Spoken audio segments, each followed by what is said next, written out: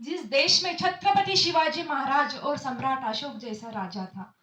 मैं उस देश की नागरिक हूँ जहाँ हर 50 मील दूर पर रूप, पहनावा, मजहब बदल जाता था।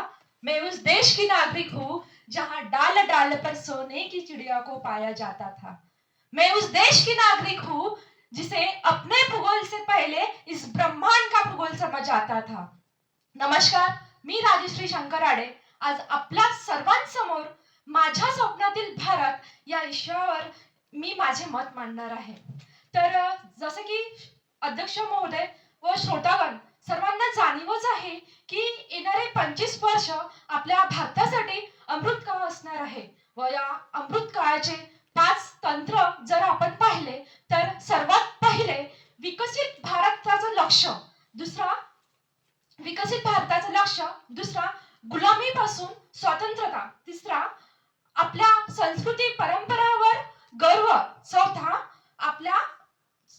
एकता व एकात्मता आणि पाचवा नागरिकतेला आपल्या कर्तव्याची जाणीव। हे 5 तंत्र अमृत काळाचे तंत्र आपण म्हणू शकतो। तर महोदय, जर सर्वात प्रथम विकसित भारत काय असायला पाहिजे विचारात जर घेतला तर माझ्या मते आपल्या भारतातील ज्या सर्वात मोठ्या समस्या आहे, बेरोजगारी, अशिक्षित, रोजगार न मिळणे, त्याच प्रकारे जे स्त्री पुरुष असमानता, कुपोषण यासारख्या अनेक समस्यांनी आज भारत वेढलेला आहे।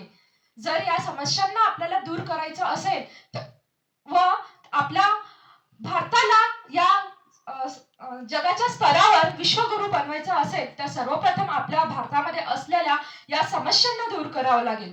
तर त्यामध्ये आपल्या भारतातल्या प्रत्येक क्षेत्रामध्ये राजकीय, सामाजिक, आर्थिक, कृषी, आरोग्य, शिक्षण या प्रकारच्या सर्व समस्या जेव्हा आपल्या दूर होतील तेव्हाच आपला भारत जगाच्या स्तरावर विश्वगुरु बनण्याचा जो आपला स्वप्न आहे तो साकार होतील।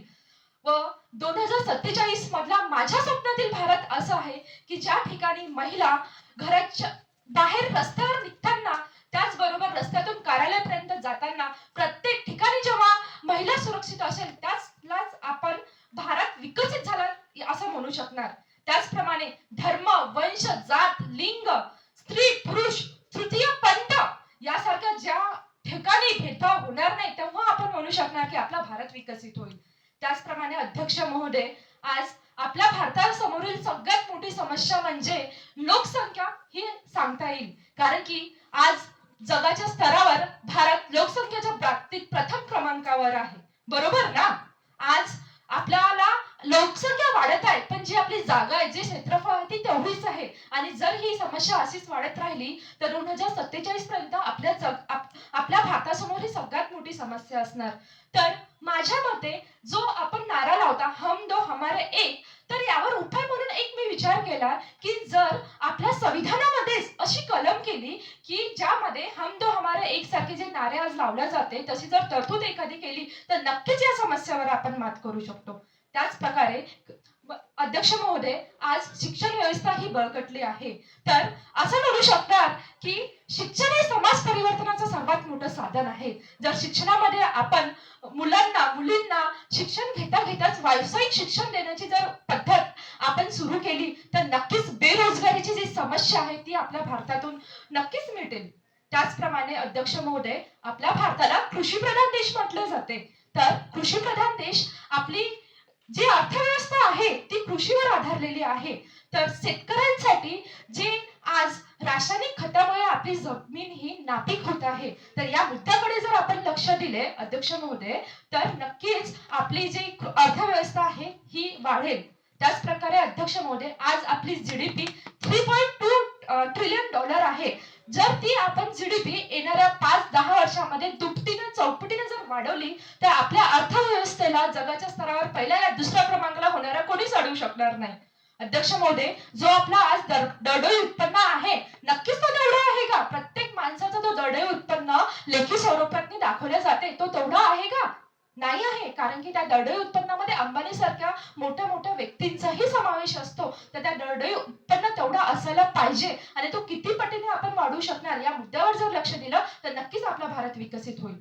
त्याच प्रकारे अध्यक्ष महोदय, जो दुसरा आपला पॉइंट आहे गुलामीवर स्वातंत्र्यता, तर यावर मला म्हणावंसं वाटते एक नन्ही सी बेटी को कोख में मारा जाती है, एक नन्ही सी बेटी को कोख में मारा जाती है, जो 4-5 साल के बच्चों को चाय की दुकान पर भेज देती है, जो 4-5 साल के बच्चे को चाय की दुकान पर भेजते हैं, जो कहते हैं हर घर गृह लक्ष्मी ला रहे हैं, लेकिन उस गृह लक्ष्मी को धन लक्ष्मी समझकर पैसे वसूल करते हैं, उस मार पीट कर कोने में बैठाया जाता है, जो इंसान अपने अपने लालच के लिए 100 रुपए के लिए अपना स्वाभिमान बेच देता है.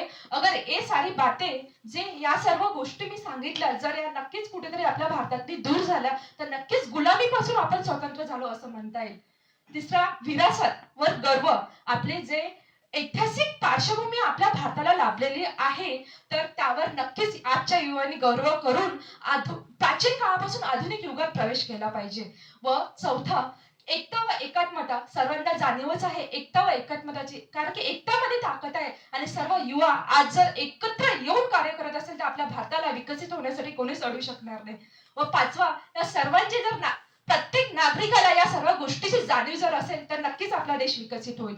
शेवटी अध्यक्ष महोदय मी एवढंच सांगेन, पीर हो गई है पिघलनी चाहिए, हो गई है पीर पिघलनी चाहिए, इस हिमालय से कोई गंगा निकलनी चाहिए, इस हिमालय से कोई गंगा निकलनी चाहिए. आज ये दीवार पर्दों की तरह हिलने लगी है, आज ये दीवार पर्दों की तरह हिलने लगी है, मगर शर्त है कि ये बुनियाद हिलनी चाहिए, मगर शर्त है कि ये बुनियाद हिलनी चाहिए. मेरे सीने में नहीं तो तेरे सीने में सही, मेरे सीने में नहीं तो तेरे सीने में सही, हो कहीं भी आग लेकिन आग जलनी चाहिए, आग जलनी चाहिए. धन्यवाद.